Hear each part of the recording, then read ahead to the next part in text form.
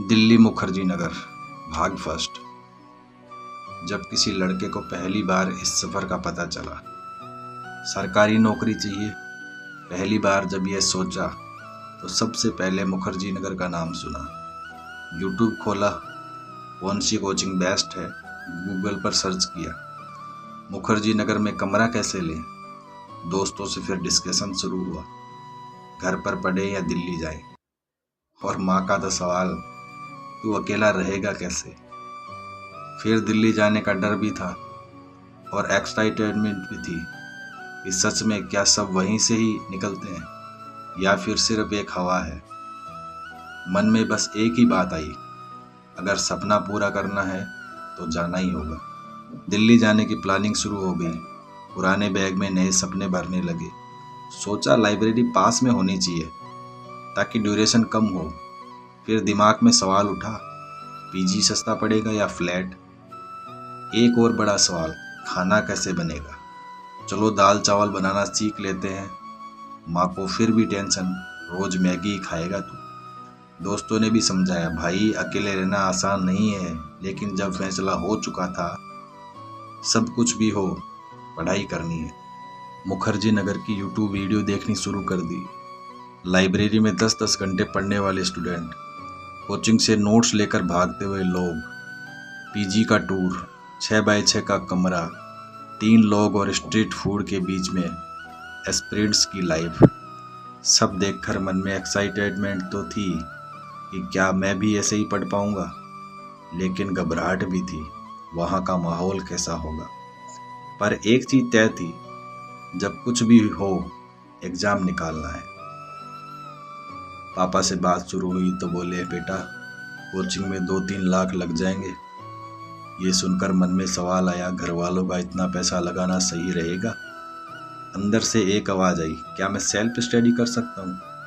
फिर गूगल पर सर्च किया, घर से तैयारी वर्सेज कोचिंग।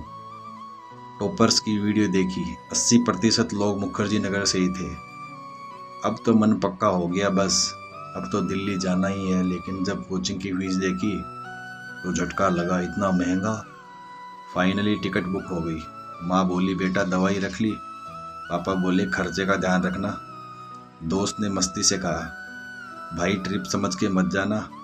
लेकिन अंदर से एक वादा किया, अब कोई डिस्कशन नहीं। जब ट्रेन में बैठा तो पहली बार एहसास हुआ, ये सफ़र आसान नहीं होगा। मन में बस एक ही बात, मुखर्जी नगर मैं आ रहा हूँ। दिल्ली पहुंचा तो हर तरफ भीड़ थी। स्टेशन से बाहर निकलते ऑटो वाले आगे बढ़े, मुखर्जी नगर चले। पहली बार लगा कि सपना हकीकत बन रहा है। रास्ते में बड़े बड़े बोर्ड दिखे, यूपीएससी, एसएससी, बैंकिंग की कोचिंग। मन में एक्साइटेड थी, बस अब पढ़ाई में जान झोंक देंगे। ऑटो वालों की चालाकी यहीं से शुरू हो गई। भैया मुखर्जी नगर, हाँ बैठो, 200 रुपये लगेंगे। दिमाग में बचपन की सीख याद आई, ऑटो वाले हमेशा ज़्यादा बोलते हैं। मैंने कहा, भैया 100 में चलो। उसने मुस्कुराकर जवाब दिया, इतनी कमाई होती तो हम भी कोचिंग कर रहे होते। पहली बार मुखर्जी नगर की रियलिटी समझ आई। मुखर्जी नगर की गलियों में पहली बार कदम रखा। हर तरफ बुक शॉप्स और लाइब्रेरी थी। पीजी वालों की आवाज़ें सुनाई देने लगी, कमरा चाहिए। मैंने पूछा, सिंगल रूम कितना है। जवाब सुनकर झटका लगा। पहली बार महसूस हुआ, यही असली अभ्यास भूमि है। पीजी का कमरा छोटा था, एक बेड, एक टेबल और 4 दीवारें।